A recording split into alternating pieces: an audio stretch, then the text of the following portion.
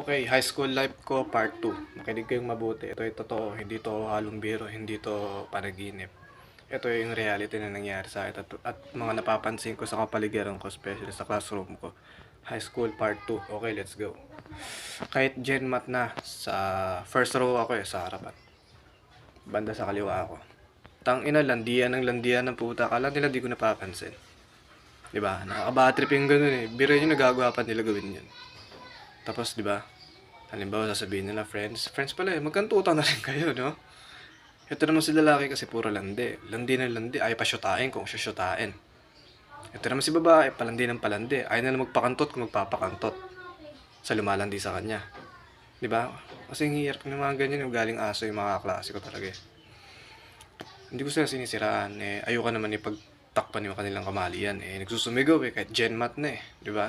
During Genmat time. First row pa kami ah. Paano na lang kung sa likod yun? Baka nagkakatsupaan na yun. Baka pinipinger-pinger na yun.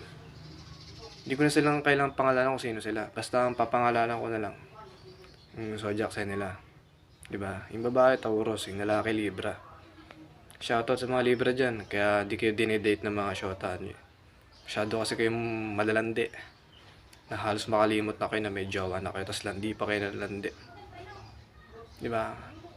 So yun lang. High school part 2 ko yan. Tsaka kaya di rin matututo eh. Nagdi-discuss yung teacher. Pucha, mas naririnig ko pa yung discussan ng mga classmates ko. So, ayun. Wala tuloy ko natutunan. Sayang lahat-lahat. Sayang pasok, sayang ligo, sayang baon. Sayang uniforme. Diba?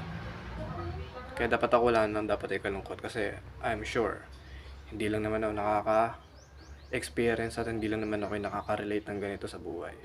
So, yun lang. Part 2 to, part 2.